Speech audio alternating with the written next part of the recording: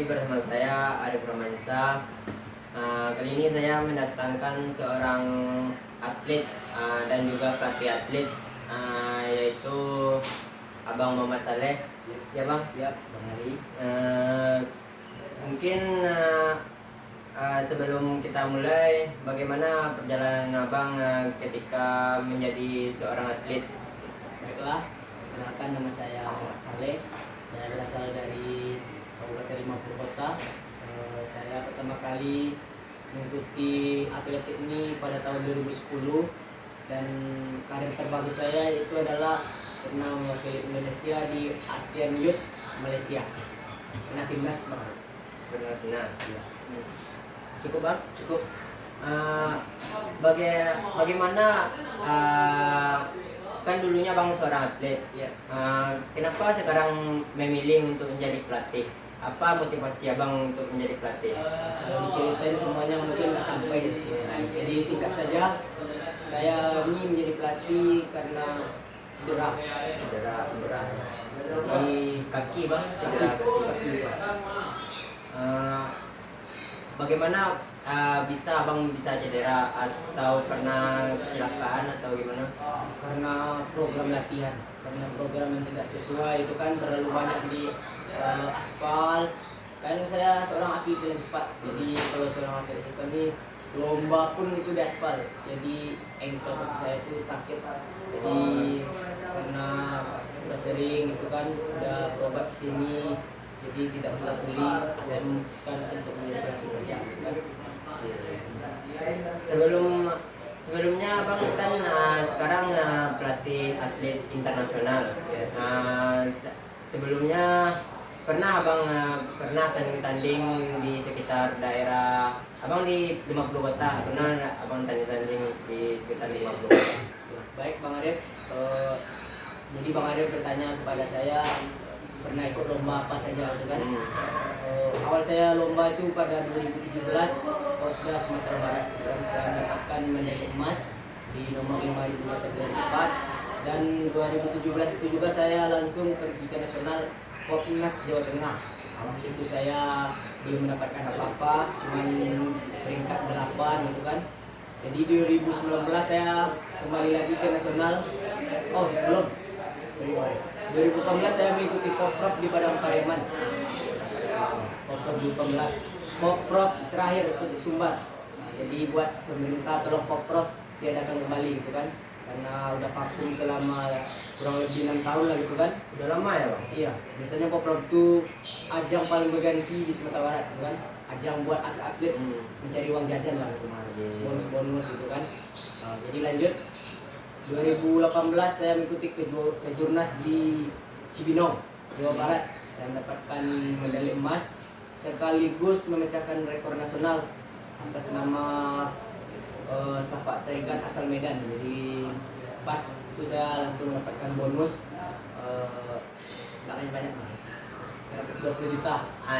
Banyak Bang, banyak. Iya, 2018 gitu kan. Jadi 2020 sering beriringnya berjalan waktu, latihan karena izin Tuhan saya langsung dipanggil timnas untuk mewakili Indonesia di Asian Youth Malaysia. Cukup panjang perjalanan Abang ya Bang? Cukup panjang banget. Baik, lanjut saja kita ke pertanyaan pertama Bang. Pernahkah Abang mengalami stres saat latihan atau bertanding? Bagaimana cara Abang mengatasinya? Stres saat latihan tuh karena program sebenarnya Bang. Seringlah stres itu kan, sebelum latihan tuh mikirkan program, gitu kan, mikirkan gimana kita meningkat gitu kan. Dan itu stres juga sebenarnya. Iya. Kalau stres pertandingan itu mental sebenarnya. Mental. Iya. Kalau kita udah di pertandingan tuh tidak ada lagi stres, mental kita harus siap fight itu. Tidak ada lagi Fokus kayak pertandingan iya, ya. harus fokus pertandingan itu. Cukup Bang, cukup. Selanjutnya yaitu tantangan apa yang Abang lihat dalam menerapkan perkembangan psikologi olahraga dalam konteks pertandingan pon sebelumnya? Oh, kalau psikologinya itu sebenarnya sama aja semuanya Bang. kan. Kalau untuk menetapkan di PON ini kita kan menetapkan juara sebenarnya. Iya. Yang penting untuk konteksnya itu persiapan sebenarnya untuk mengikuti ajang event 4 tahun sekalian ini. PON ini adalah ajang paling bergensi di Indonesia gitu kan. Jadi untuk menghadapi PON ini kita harus siap lah gitu kan udah dikasih pembinaan juga walaupun minus lah pembinaannya gitu kan. Masih menanyakan soal mental ya itu bang. Iya mental ya. Kita lanjut bang. Pernahkah abang mengalami kompetitif stres atau stres yang timbul dalam bertanding karena takut kalah atau merasa terbebani? Bagaimana abang mengontrol diri dalam keadaan tersebut? Kadang kalau dari faktor latihan itu Bang Arif, kita udah bisa ditargetkan oleh pelatih sebenarnya. Jadi kan itu beban sebenarnya kan. Jadi untuk pelatih janganlah mengasih beban kepada atlet kan gitu kan. Dan kita cuma berpikir aja kalau menurut waktu, kalau anak didik kita udah bagus waktunya pasti akan ya dia akan percaya diri timbul aja lah gitu kan. Jadi buat pelatih hati-hati lah mengasih beban buat atletnya gitu. Jangan terlalu membebani atlet ya bang. Iya, kan kalau membebani bisa drop atletnya sebenarnya. Walaupun bagus atletnya, kalau dibebani terlalu tinggi bisa fokus ke bawah gitu kan. Memungkinkan aja itu terus. Bang, bagaimana abang berkomunikasi dengan pelatih abang? Apakah ada tips spesifik yang membuat komunikasi abang tuh efektif dalam bertanding? Komunikasi sebenarnya, komunikasi kita ke atlet itu, pelatih itu sebenarnya bukan pelatih kalau abang menganggap itu. Pelatih itu sama dengan orang tua gitu. Jadi bukan pelatih kita tapi orang tua. Jadi kita itu apapun suka dukanya kita harus bicara gitu kan. Apa masalah kita gitu kan, siap nggak kita untuk perlombaan gitu kan. Jadi kita harus ada hati-hati gitu Bang. Jangan ada nanti kesimpangan gitu kan. Kita harus saling terbuka, apalagi untuk ini materi Bang Arif ini tentang PON kan. Tentang PON bang. Ya apalagi event ini PON kan 4 tahun sekalian gitu kan, karena bonusnya besar gitu kan. Jadi kita harus saling adalah pertukaran gagasan gitu kan. Berarti sebelum dengan pelatih itu harus dekat bang. Harus dekat lah, udah kayak orang tua kita gitu. Lanjut bang. Ya. Apa pengalaman paling menantang yang abang hadapi? Bagaimana abang bangkit dari situasi tersebut? Pengalaman saya sebagai atlet itu sebenarnya pahit. Ekonomi, atlet itu ekonomi sebenarnya. Kenapa anak muda tuh anak remaja itu mau jadi atlet? Karena ingin mengubah kehidupan. Itu sebenarnya. Berarti dalam menjadi atlet itu butuh dana ya, bang? Butuh dana. Kalau di cabang atletik ini, yang pertama itu modal utamanya di atletik ini sepatu Bang. Ya, Sepatu. Karena dipakai untuk latihan Buat juga, latihan bertanding juga dipakai Iya. ya bang. Mungkin kita lanjut bang. Ya. Apa yang abang lakukan ketika merasakan keraguan terhadap kemampuannya diri sendiri? Kalau keraguan kita itu ya sebenarnya Bang, kalau keraguan ini bagi orang tidak latihan sebenarnya. Iya, tidak cukup latihan ya bang. Iya. Nama orang besar itu bisa dikalahkan karena latihan itu. Berarti dalam atlet itu harus latihan cukup ya bang. Harus latihan cukup. Tidak di atlet ini tidak ada yang hebat. Yang hebat tuh di atlet ini seluruh atlet gitu. Bukan atletik aja tuh. Disiplin, latihan. Itu aja, itu tantangannya sebenarnya di atlet ini. Hanya itu bang. Ya. Kita lanjut bang. Prestasi apa saja yang sudah pernah abang raih? Bagaimana abang merasa setelah mencapai prestasi tersebut? Jadi prestasi yang pernah diraih itu kan tadi udah dibicarakan. Iya. Jadi kita bicarakan lagi. Prestasi terbaik itu saya adalah pernah mencapai rekor nasional. Di posisi berapa bang pas itu bang? Pertama.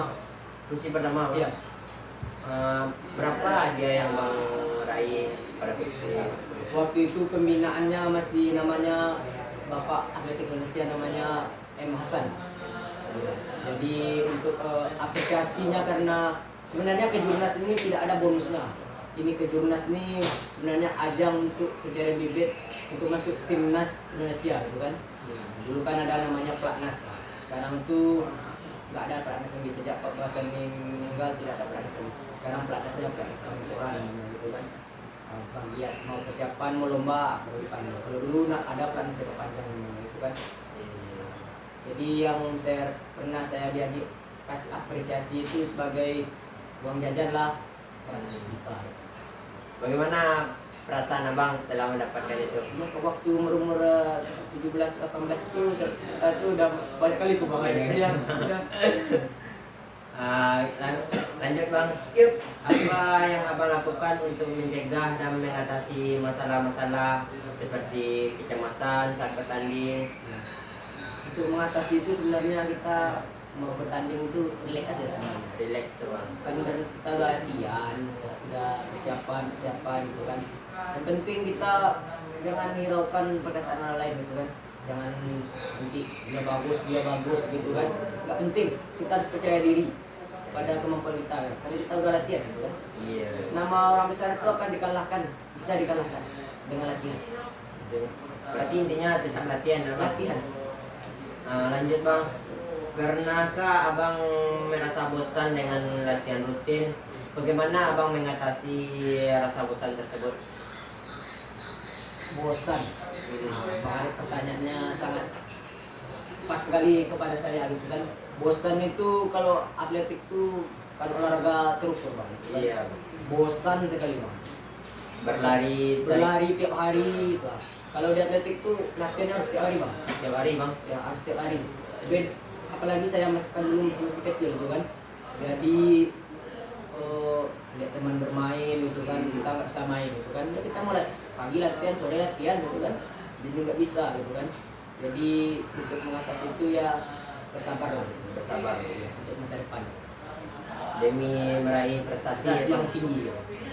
Lanjut bang. Apakah pernah abang mengalami kesalahan berlebihan saat berlatih atau bertanding? Kesalahan saya saat yang berlebihan itu terlalu memaksakan, jadi over. Terus mungkin abang dalam bertanding itu misalnya mengalami kesalahan yang fatal, tidak ada. Ada kesalahannya bang. Apa tuh? Pernah didiskualifikasi bang. Apa kesalahan bang? Kesalahannya kan dia track atletik itu ada 8 lintasan tuh bang. Iya. Jadi pas lomba itu saya pernah ngikutin orang itu. Oh. Jadi keluar orang itu, jadi saya didiskualifikasi. Kita lanjut bang. Yap. Apa metode mental training abang pas dalam menerapkan persiapan kompetisi PON kemarin? Kalau untuk persiapan untuk perlombaan itu harus matang lah sebenarnya itu kan. Buat perlombaan gitu kan. Ya saya pikir satu aja itu kan. Kalau udah masuk lapangan itu orang-orang kita gitu. Gue bang. Iya. Kita lanjut bang. Iya. Apakah abang pernah mengalami gangguan atau kekerasan dalam bertanding atau menyaksikan orang dalam kekerasan saat bertanding? Bagaimana abang menanggapi situasi tersebut? Apa bedanya Marif sebentar nih? Apakah abang pernah mengalami gangguan atau kekerasan dalam bertanding atau menyaksikan orang melakukan kekerasan saat bertanding? Jadi gini Marif, kan di atletik itu banyak nomor kan seperti maraton, 10.000 kan dempet-dempet Marif kan. Jadi pas lari itu saya pernah menyaksikan orang tuh kayak gini tuh Marif, kayak sliding namanya kan. Nah, jadi terjatuh dan terjadilah baku hantam di suatu perlombaan itu jadi gitu kan. Jadi kalau kita tahu lomba itu, kita jagalah faktor keamanannya gitu kan. Kita harus jaga diri kita gitu kan. Janganlah terlalu mepet-mepet gitu kan. Iya. Jadi ya tanggapan saya ya, kita kalau kayak gitu, kalau teman nggak sengaja kita harus berhati lah gitu kan. Tapi untuk selanjutnya kita harus waspada lah gitu kan. Berarti Bang pernah melihat orang Pernah, pernah sering. waktu kompetisi apa Bang? Itu Popnas 2019 di Jakarta. Mungkin yang tadi itu pertanyaan terakhir saya Bang. Iya. Mungkin lain waktu kita bisa bertemu kembali. Iya, bisa. Terima kasih kepada Abang Muhammad Saleh. Mungkin hanya sekian. Assalamualaikum warahmatullahi wabarakatuh.